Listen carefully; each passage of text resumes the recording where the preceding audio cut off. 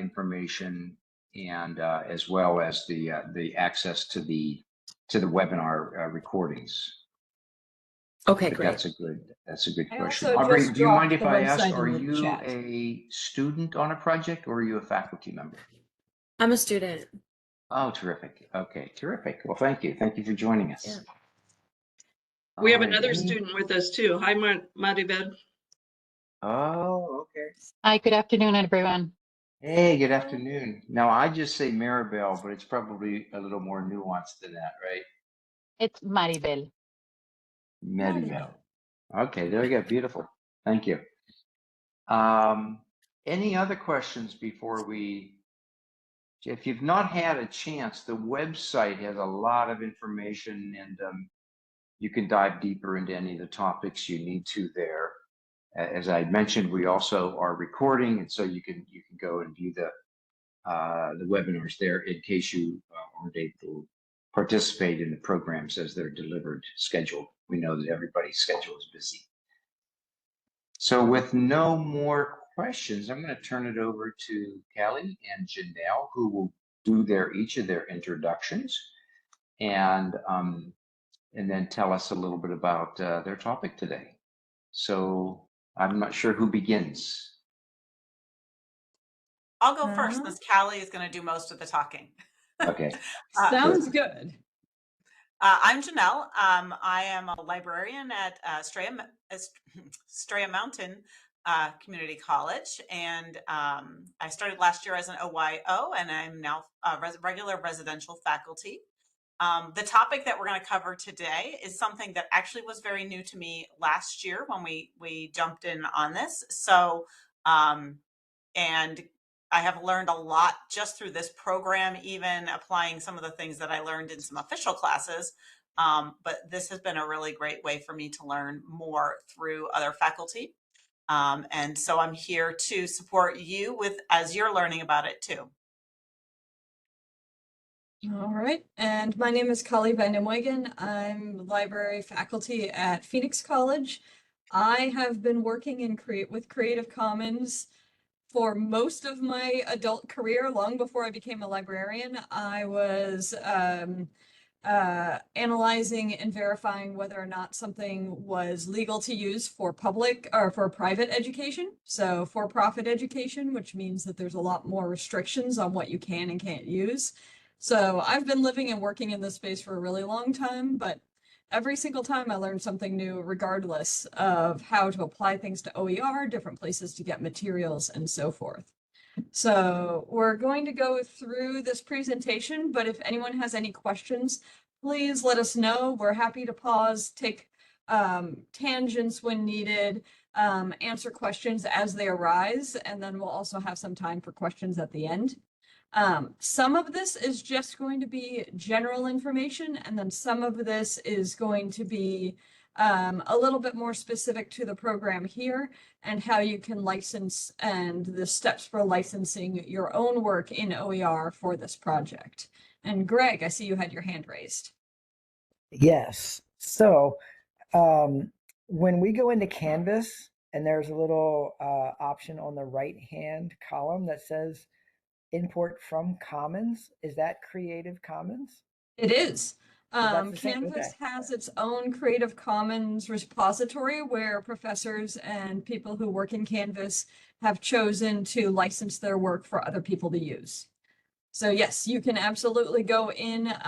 They should be licensed, and we'll go through the different types of licenses today, but you should get an idea from each license what you are allowed to do and not to do with that content. All right, are we ready? So today we are going to be talking, Janelle and I, about using Creative Commons to create open educational resources. And our presentation objectives are to briefly, very briefly, review the concepts of intellectual property, also known as IP, copyright, fair use, Creative Commons, sometimes called CC or CC licenses, and the public domain. We're going to cover, Janelle particularly is going to cover different Creative Commons licenses. And then we're also going to look at a few open source search engines and repositories that you can use to get Creative Commons documents and images and resources that you can choose to use in your project. You don't have to, but we like to give you resources that you might want to use, just and so that you know what's available out there. All right. So before we get started, and I'm realizing I'm going to have to figure out how to see the participants panel. Where is my chat? There's my chat. Okay. Before we get started, I would like to know, how comfortable are you with the concepts of intellectual property and copyright and fair use Creative Commons, all of those things that really fall under the banner of intellectual property? And you can be creative with your feedback. So I think about it as, I'm very comfortable in this field. It's kind of like putting on a pair of pajamas. I've been doing it since about 2013 and licensing images since about around then. But I think Janelle had a different example of how she feels about it. So I said I'm more like a 3 on the scale and it would be like a new pair of shoes for me because they felt great in the store. I think I get it when I'm doing it, but then I try to apply it and sometimes things are a little uncomfortable. Mm-hmm. I like Thasani's little shrugging, so. Greg I like that too. Sticking with federal, national, and government sources is a really great way of keeping definitely within the public domain. And Stephanie's saying 4, very familiar with CC in previous roles and training.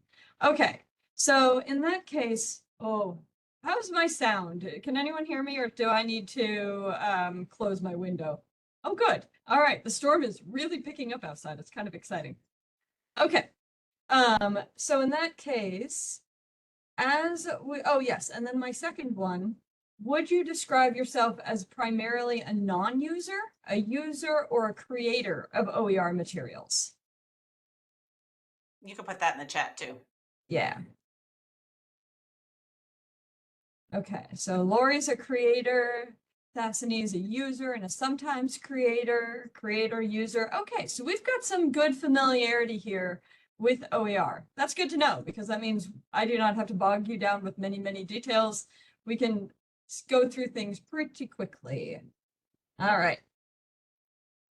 So as a reminder, here is the website. I've also dropped it in the chat, and I can do that again, just so everyone has it if people came in a little bit late. This is the website for the project, and in this website we have a number of different materials and resources for you to use, including open educational resources under this tab in the resource tab, and then also further information on the Creative Commons licenses on the Creative Commons tab.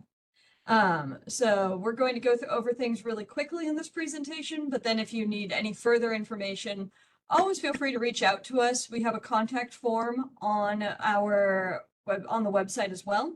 And but these are going to be great places for you to look and get some information. Okay. So as an overview for anyone who's not the most familiar with the concepts of intellectual property, etc., intellectual property is a big umbrella term for the different ways that people own property. Intellectual property like creative works, books, music, news articles, movies, things that you write down on a piece of paper. It has to be it has to be written down or created in some sort of physical or digital recordable medium. So if I just sing a song into the ether and I don't record it and no one else records it, and then someone else makes up the same tune 2 weeks later and records it and makes $1 million off of it, I can't say, but I was humming that on my way home, if I don't have proof that I already had made it and recorded it in something. So under this umbrella is copyrighted works, and copyrighted works are works that have been copyrighted, which means they've been published in some location. Honestly, anything that's posted online is copyrighted unless somebody says it's not. It used to be that you had to declare something to be copyrighted and you had to put a little stamp on it, and that made it copyrighted, but now it is an automatic process. Some works are exempt from copyright and they are placed automatically in the public domain, which it means they are free for use.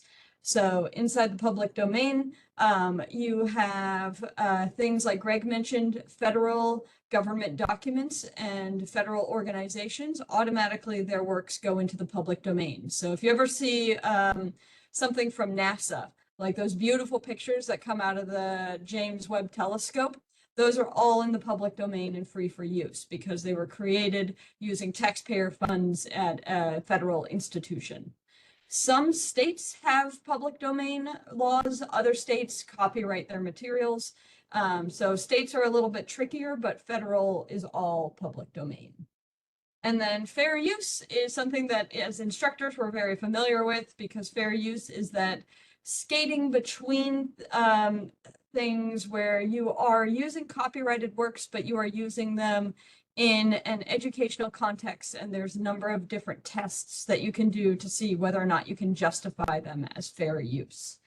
And then Creative Commons is another form of copyrighted work where you are giving leeway for people to use your works in certain ways. So you still keep the copyright, but you can say, as long as you attribute me, you can use it for free. Or as long as if you make any changes, you publish the things you have changed so other people can use those changes, you can do it for free. So there's a lot of flexibility in Creative Commons licenses. All right. And since I gave all of that already, I'm not going to read all of these in detail. This is more for your reference later, but intellectual property, creations of the mind. So sometimes this also includes industrial property and things like patents and trademarks. And then it also includes things like copyright, literary, artistic, and scientific discoveries. Some things do not meet the bar for copywriting. So if you have a very basic piece of information, or just a straight fact cannot be copyrighted.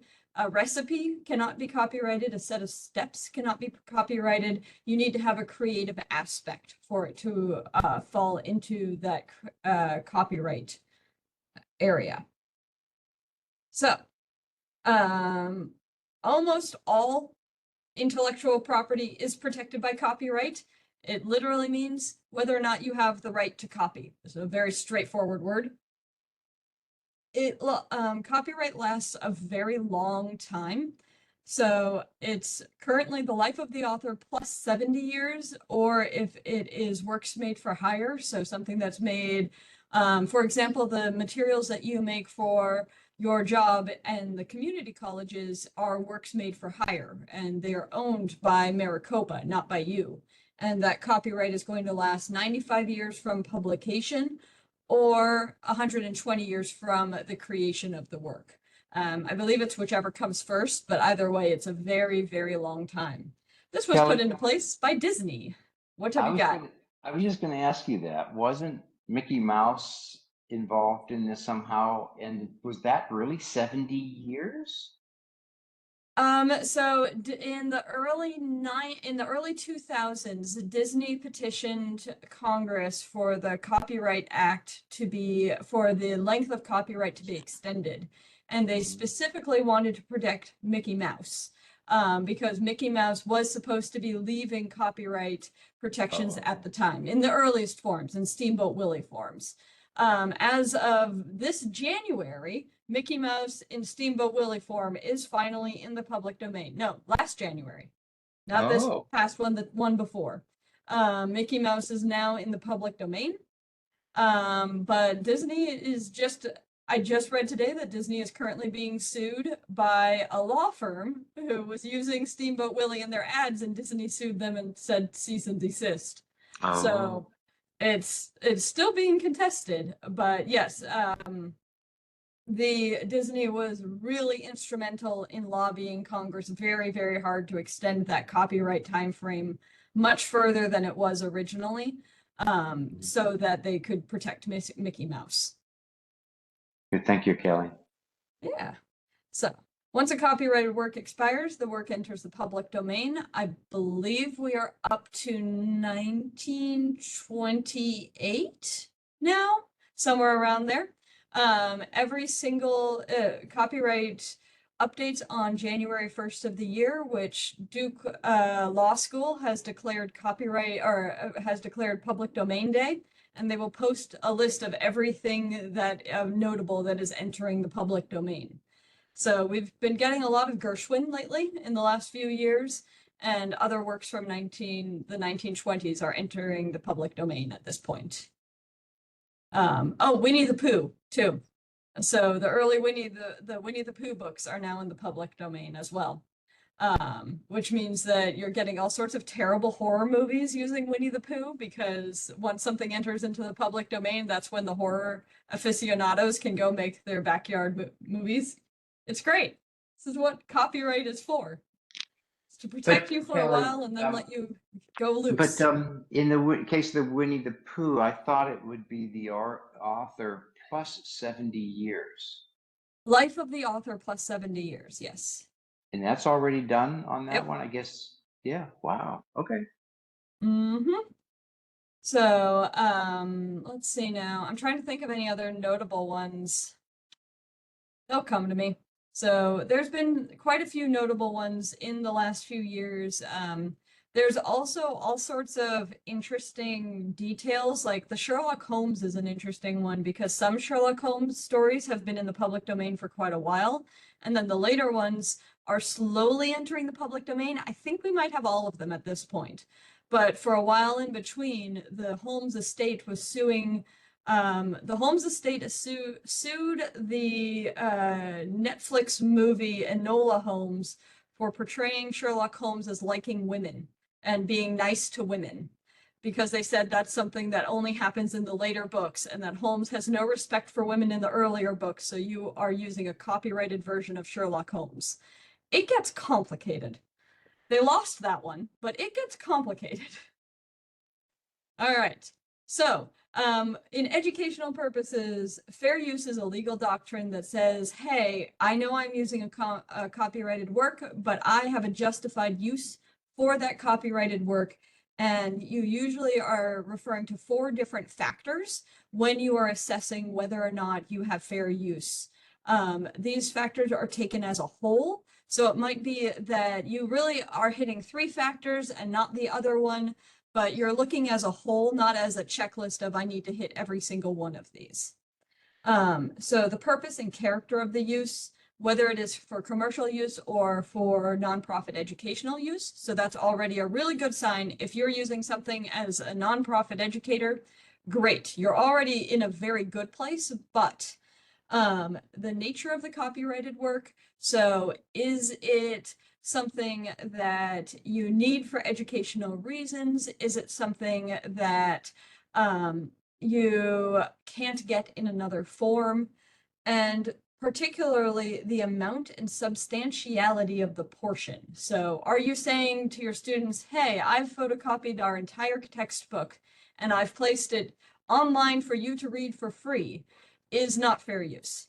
Because then you have taken the entire book, and that is also an effect on the market, on the potential market, because if somebody can just go online and read the whole thing for free, then they're not going to pay for that textbook and the author isn't going to get money for their work.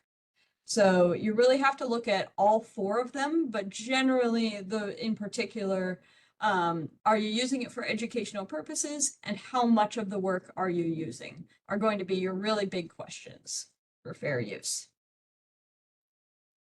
And then we've got Creative Commons, which was invented in the early 2000s by the lawyer Lawrence Lessig, among other people, as a way of focusing on, I want to keep copyright, and copyright is a very important part of our society. But as we're starting to share more and more things on the internet, how do we get to do that and keep that kind of creativity alive while still acknowledging that people have made these things? Is there a way that the user can find something and use it and know I'm allowed to use it and that the creator is okay with this. And so the Creative Commons are a set of licenses that work within copyright. So you're not eliminating, aside from one, but it's CC0 is essentially public domain and saying you're releasing it into the public domain. But all the others are saying, I'm keeping the copyright to this work, but I am licensing it so that you can use it under different contexts. And we're going to go into that in a moment, and Janelle will go into it deeper. But first, public domain. So this is works that exist for a variety of reasons. 1929, good. I was a year off in the right direction. And so these ones anyone can use for whatever purpose. We have a ton of different repositories currently that libraries and museums are supporting of works in the public domain, where they've scanned in high resolution artwork and books from their collections, and that they've released into the public domain saying, we technically have, like, these books are in the public domain, but here's a digital version that you can use. So, and as a user, you can also, as a creator, you can expressly waive your rights to the public, to a copyright as well, and say, actually, I don't care what you do with this. I'm releasing it into the public domain myself. Have at it. All yours, do whatever you want with it. The really fun one is works between 1924 and 1977 without a copyright notice, because it was actually very common to forget to renew or place a copyright notice on various things. One of my favorite movies is Charade with Audrey Hepburn and Cary Grant, and that is in the public domain because someone forgot to put a copyright stamp on it. And there's a whole website of public domain movies out there that are just, someone forgot to put a copyright stamp on it, and now it is in the public domain. Okay.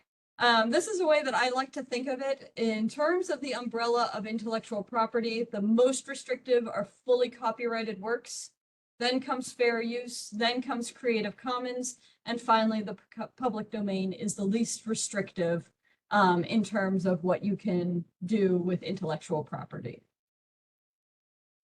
And then I am going to turn it over to Janelle, and I'm going to need to shut my window because it is really bucketing out there and there's water getting in my house. And thank you for sending it this way. I just heard it on the roof here too. Okay, so we're going to look a little bit at some of the Creative Commons. I like this little spectrum here. This is how it shows them here on this spectrum, though it's just a spectrum within a spectrum. So Callie just showed you that other one that included public domain. And this one here starts at the top being the most open and at the bottom being the least open, but they're still very open because they're Creative Commons. So I'm going to look at them. I just liked how this particular graphic kind of puts it all together on one slide. But let's go ahead to the next slide, Callie, if she's close enough to the computer. There we go. Okay, so the most open form of Creative Commons is the by. And that's where you just see, just all you're doing with that one is saying, like, if you create something, you're saying, I created this and you can use it as long as you tell people that you got it from me.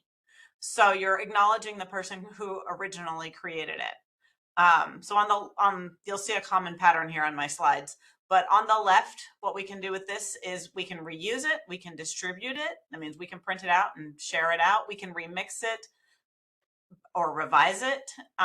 We can adapt it, take pieces of it, and we can build upon it in any medium or format. As long as on the right there, it shows we attribute it, and and it can also even be used by somebody who's going to sell something with it included. So those are all, it's very, as long as you get recognized, that's all you need there. So you can choose to put this on when you create something, or you can choose to find things and see this and make sure that then you just give credit to that creator. Let's go to the next one. And then these are kind of, for a couple of these, it's kind of build. So here we have the next one is the by SA, or share alike is what the SA stands for. What that means is somebody can, again, reuse, distribute, remix, adapt, or build upon it, but the adaptations must be shared under the same terms. So if whatever they build upon, they have to share it again as by SA. I think I'm saying that right. You can jump in, Callie, if I'm saying it wrong. This does also apply then for things with commercial use, but mainly you're giving attribution again. So it's very similar to the previous one. Let's go to the Yes, next one. CC by SA is usually how I say it. So Is yes, that how you you've say got it? Okay. I'd lost track of that. it. Okay. Go ahead to the next one. Okay, so then this is CC by ND. And here the ND means no non-derivative. You cannot change anything on it. Ooh, I had a moment there. So this is, that's why when you look at the slide, I've crossed off remixing, adapting, and building upon, because you're not allowed to do this. So this is sort of like, almost like it's a PDF. You can reuse it, you can distribute it. You can even include it in something that's for commercial use, as long as you give attribution, but you can't actually change the content of it. You have to use it as it is. And so that's just another option there, the CC by ND, a little more restrictive. And then here's another one that's restrictive to the people who would have wanted to make money off of it, but CC by NC, the NC standing for non-commercial. So you cannot use this if you were going to sell something with it in it. So it's for educators, that's not usually an issue. We're going to usually use it freely anyways, but you can choose to, this is one well, I won't get into my personal thoughts here, but yeah, you would want to put this, if you don't want people making money off of something you created, you would definitely want to put that NC on there to keep it from becoming a commercial success for somebody else. Go ahead to the next one. And then just, we can we're mixing and matching some of these different letters and combinations together. And so here we have CC by NC SA. And I'm thinking you probably understand what's going on here, but I'll just go through it quickly. So CC, it's Creative Commons. By means we know who created it. Non-commercial, it's not being sold. But then share alike just means we have to maintain that same Creative Commons license on anything that we do to it. So if we adapt it, remix it, or revise it, or build upon it, we need to continue to share alike with the by NCSA. And the next one might be the last one. We have CC by NCND, just kind of the more restrictive of the Creative Commons, just like by ND. Now we've added the NC into the middle of that. We can share it and we can distribute it, but we can't change it and we can't use it for commercial uses. So just kind of, again, limits it further how it can be used, but it's allowing you to protect your work. All these Creative Commons are just allowing you to protect the work you create, and as you're using somebody else's work, to be respectful of their desires for the work. And that's, the Creative Commons just really easily lets us kind of put those restrictions on there. Is there another one? What do I have after that? Oh, okay. This is a way to know what it is, what license to put on your Creative Commons. So this is a link that you'll be able to use the link when we share this out. But there is a chooser that you just go through and you answer questions, and you can determine which license you need then to put on anything that you're creating. So as you're creating something, it'll ask you, do you want to be able to share it? Do you want people to be able to share it? Do you want them to be able to use it for commercial? Is it okay if they change things? What are your sharing requirements? And then it'll create your own little license for you. You want to say anything else about that, Callie? Nope. Okay. Just that I put it in the chat so that if people want to copy over and take a look at it, you certainly are welcome to. It's going to come in handy when you are deciding what license to license your information and your assignment under. So you have some control and agency. We are asking that you choose a CC license because this is an OER work and OER functions on the strength of CC licenses, but you get to choose which one you are going to use. One other thing about CC licenses is you cannot take them back after you have added them. So if you release something into, say you decide you want CC BY right now, where it's just straight attribution, and then later you see that this is getting used for a bunch of commercial use, and you're going, hey, I didn't want you to do that with it. Too bad. You decide the point where you decide and you license something, you can't later decide, I'm going to take this back and change the license. At that point, it is set in stone because there's no way for someone to know later, oh, when I licensed this, when I found this content 10 years ago, it was CC BY. What do you mean now it's different? Kelly, you can't, so it's not just moving forward and making it more restrictive. You also can't make it less restrictive. Once it's set, once you decide, it's done. Unless you are releasing it into the public domain. Oh, okay. Because you can release something into the public domain and just say, actually, I don't want, like, this isn't mine anymore. But you can't decide to make a license more restrictive after you have published it. Okay. Okay. Thank you. Yeah. Kelly, what about if you make edits to it yourself? You update things, you change it. Is it a new item now that you now license differently since you're the creator? Or how does that work? It can be. You can, so let's say you are uploading something on, let me see, is my next page Wikimedia? Yeah. So let's say you are uploading something on Wikimedia Commons, which is a really popular repository to upload open source and CC licensed works to. And you decide, you make something, maybe you make a digital file, and then you learn a bunch more tricks in the editing software that you used, and you decide you want to upload a new version of that file. You can just upload it as a version of your previous file and attach the same license to it. But you can also say, actually, this is a new work. I have changed things in a substantial way. And so instead, I'm going to license, I can choose to license this differently. Okay. And then for SA, if it's, I don't think SA technically applies to you as the original creator, though it's a nice thing to do. But if anyone else uses your work and you have an SA license on it, then they need to share it. They need to share their new work that they've made with your content. So they can't just keep it, and they can't just say, oh, I've made this work with your content, but now I'm going to keep it under copyright, because part of SA or the share alike license is that it gets shared with the same license as you put on it.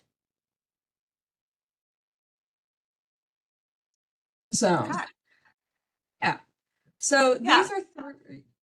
these are three different repositories that are really handy for finding CC images and open source and public domain images. They are not the only ones out there. I used to have Flickr on this slide, but Flickr has gotten bad. So Flickr used to be a great place to find professional photos and images that were clearly licensed using Creative Commons. But every time I've gone to Flickr in the last few months, it has given me a forced login page, and it will not allow me to search unless I create an account. So I'm not recommending them anymore. So just too bad, because I was using them for decades and I really liked them. But Wikimedia Commons is a fantastic place to find tons and tons of resources. A lot of museums put their content on Wikimedia and license it so that you can find things. And they also provide a lot of the metadata and background information. So you've got some really solid records there. Pixabay is royalty-free stock videos and audio. So those are fully in the public domain. Go wild with them. And then CC Search Portal. This one's clunky. They could do a better job programming it, but it does collect a lot of different places online that you can find CC images and audio and video, etc. You can also search YouTube using CC licenses, and you can search Google using CC licenses. If anyone wants me to show them how to do that, I can.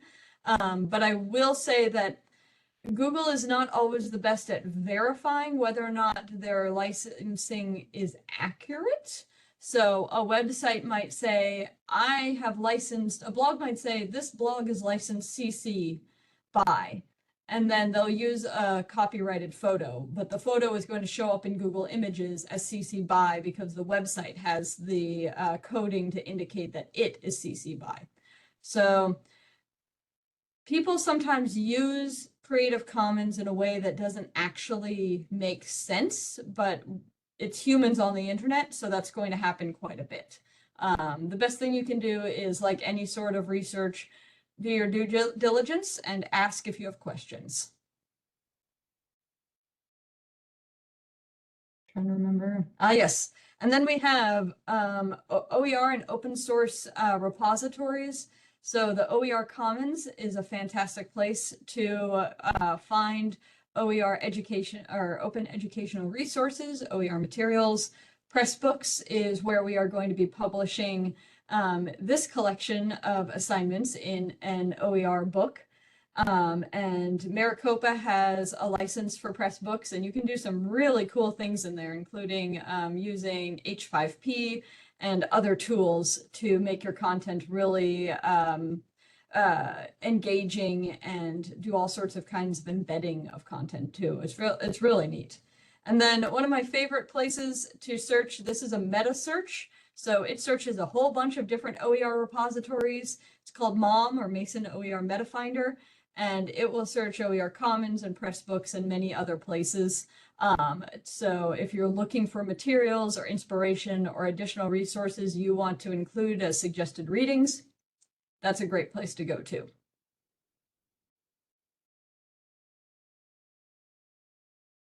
All right. So Janelle, do you want to take this one? Because I've just been talking Sure. and I need a drink.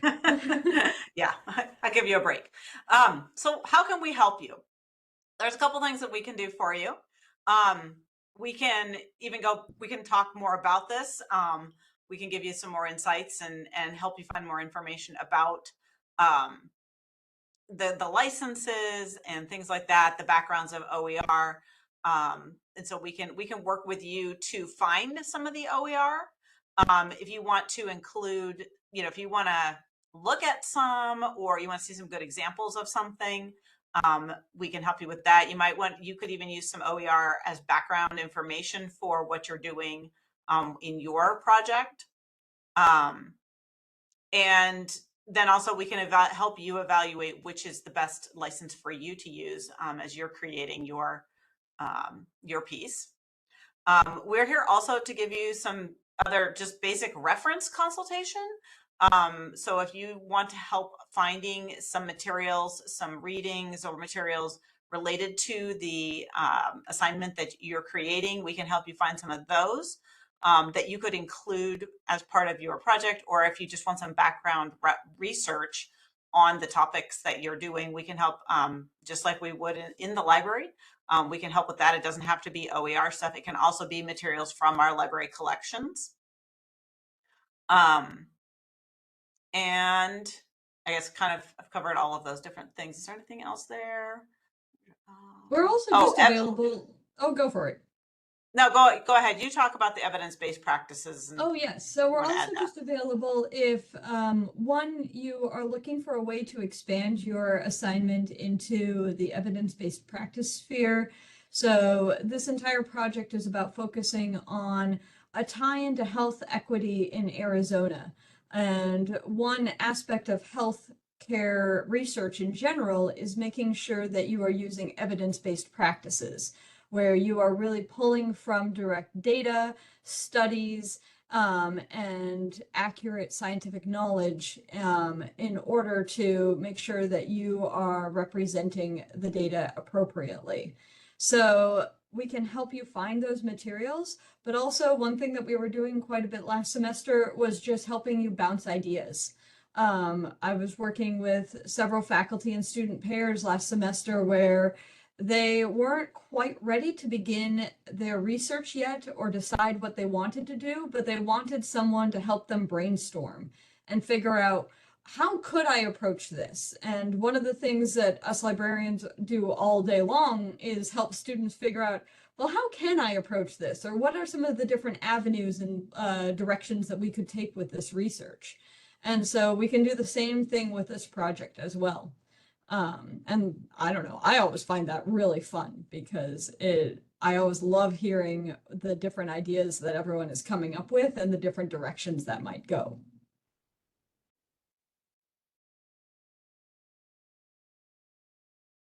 Do we have any more?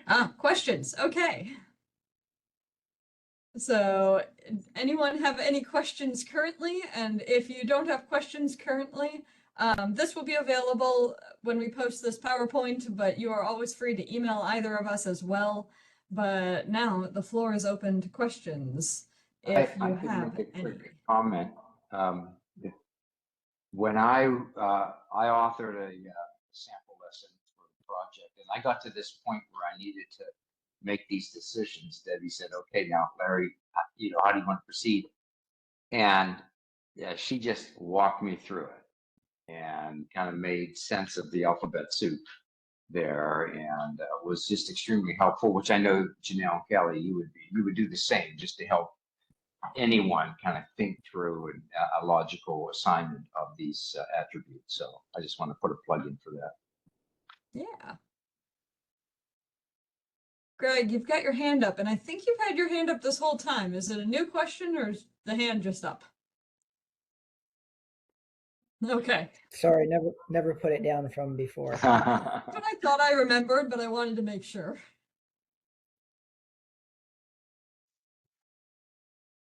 Anyone else have any questions? This video will also, having been recorded, will also be available on the website. So if I did want to go back and just listen to parts of it and kind of pick out things, I could do that as well, correct? Yes. Yeah. Absolutely. Larry and Kelly, I'm going to stop the recording so that people might Okay. be more interested in asking questions then. Okay, thank you.